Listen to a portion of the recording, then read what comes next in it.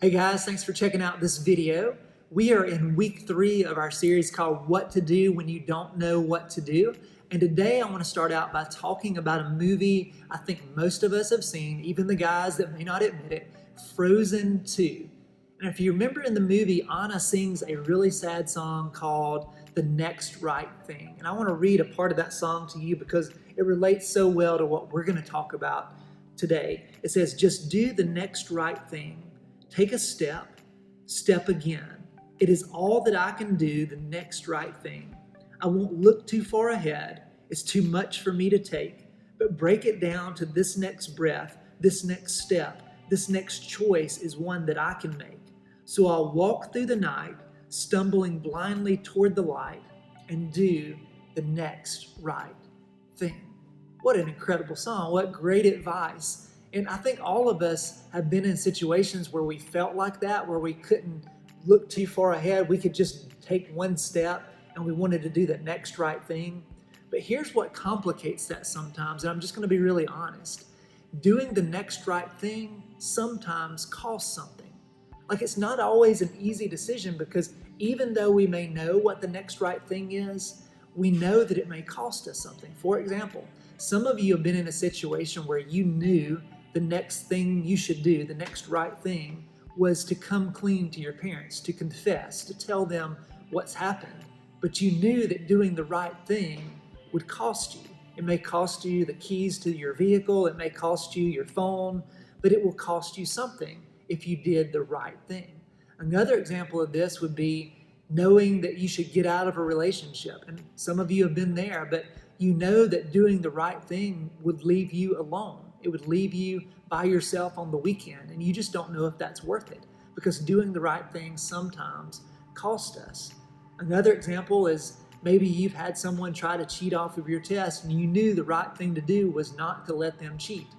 But if you did the right thing, it might cost you something. It might cost you a friendship. It might cost you someone making fun of you. Another example would simply be if you're at a party and someone offers you alcohol, you know the right thing to do is to say no. But if you do the right thing, it may cost you. It may cost you an invitation to the next party. It may cost you being made fun of by the people at that party. Doing the right thing sometimes costs us. Another example may be for some of you girls, it may be that you knew you shouldn't cross a certain line with your boyfriend, but you also knew that doing the right thing and saying no and keeping those boundaries in your relationship may cost you the relationship. He may decide to move on to somebody else. You see, a lot of times doing the right thing may cost us something, but we've got to be willing to do whatever it takes to do the right thing and trust God to take care of the rest. So we're going to look at a story that we started a couple of weeks ago, the story of Joseph, and see how God blessed him as he made the decision to do the next right thing no matter what it costs. So we're going to pick up in Genesis chapter 39, verse 2. If you got a Bible or a Bible app, you should always read along and make sure I'm not making this up. So this is what it says. It says, "The Lord was with Joseph, and he prospered, and he lived in the house of his Egyptian master. When his master saw that the Lord was with him and that the Lord gave him success in everything he did, Joseph found favor in his eyes and became his attendant. Potiphar put him in charge of his household, and he entrusted to his care everything he owned. From the time he put him in charge of his household and of all that he owned, the Lord blessed the household of the Egyptian because of Joseph. The blessing of the Lord was on everything Potiphar had, both in his house and in the field. So he left in Joseph's care everything he had. With Joseph in charge, he did not concern himself with anything except the food that he ate." So here is Joseph, sold into slavery, still being faithful, and God blessing him. And his master takes notice. Everything that he does, God blesses. So I'm going to give him everything. And it says, I'm not going to worry about anything except what I'm going to eat today. Like, that is a huge level of trust. So God was blessing Joseph even in the midst of his slavery. It says, now Joseph was well built and handsome. So think of someone like Turner Friday, like in our youth group, just well built and handsome. Turner, you owe me for that. But it's true, Turner's a handsome guy. This guy was apparently very attractive. And in fact, in Scripture, there's very few times where it goes to this extreme to talk about how attractive someone was. So Joseph was a good-looking dude, and eventually someone took notice, and it says, after a while, his master's wife took notice of Joseph and said, "Come to bed with me." So here is this situation that a lot of teenage guys would think this is a dream come true. Here's this older, powerful, influential woman that wants to have sex with me. But Joseph knows that the right thing to do is to refuse. But this is a situation that's not as clear cut as many of us would think, because this lady could have him killed. Like, she was very, very powerful. So to refuse her could cost Joseph something. So look at what happens and how Joseph deals with this. It says, "But he refused. With me in charge, he told her, 'My master does not concern himself with anything in the house. Everything he owns, he has entrusted to my care. No one is greater in this house than I am. My master has withheld nothing from me except you, because you are his wife.'" So Joseph kind of takes a jab at her and says, "Listen, your husband has given me authority over everything. I have access to everything in this house except you, because you're married and you're not married to me." So Joseph knows that it is wrong to have sex with anyone that is not his wife. So he's refusing her, and it says, "How then could I do such a wicked thing and sin against God?" So Joseph realizes he would not just be sinning against his master, Potiphar, he would also be sinning against God. And we need to understand that every sin is ultimately a sin against the God that created us. It's not just sinning against the person that we're offending. That's a huge thing for us to understand. And it says, "And though she spoke to Joseph day after day, he refused to go to bed with her or even be with her." So here's what Joseph does. He chooses every day to do the next right thing, to say no, to refuse her advances, to even go as far as to try to avoid being alone with her.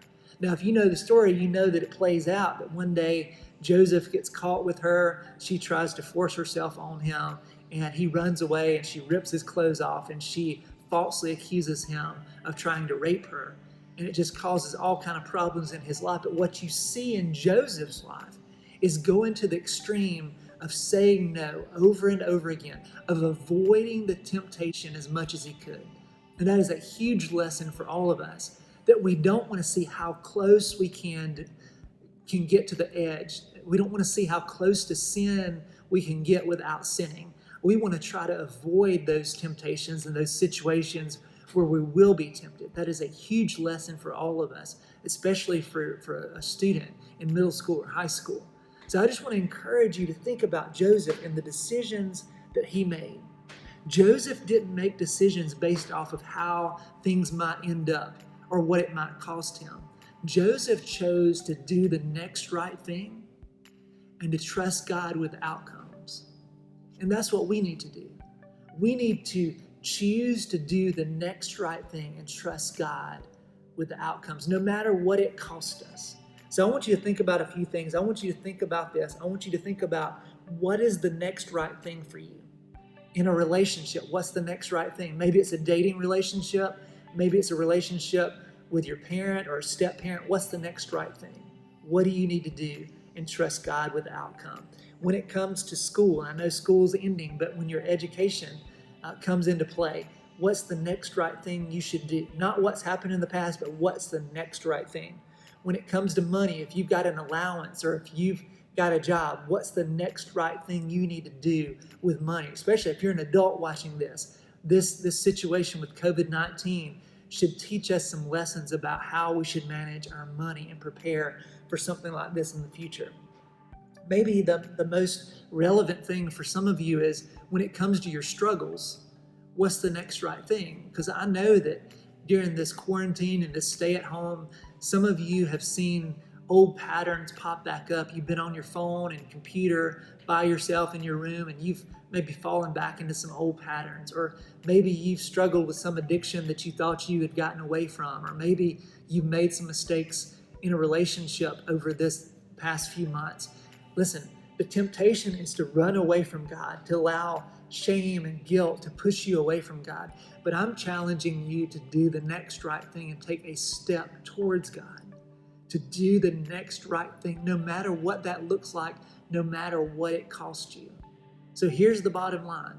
When you don't know what to do the next right thing and trust God with the outcome. When you don't know what to do the next right thing and trust God with the outcome. You can trust God. And I hope that you'll talk about this with your group. I hope you'll think about this on your own. And we look forward to the day that we can gather again in this place. I hope you have a great day.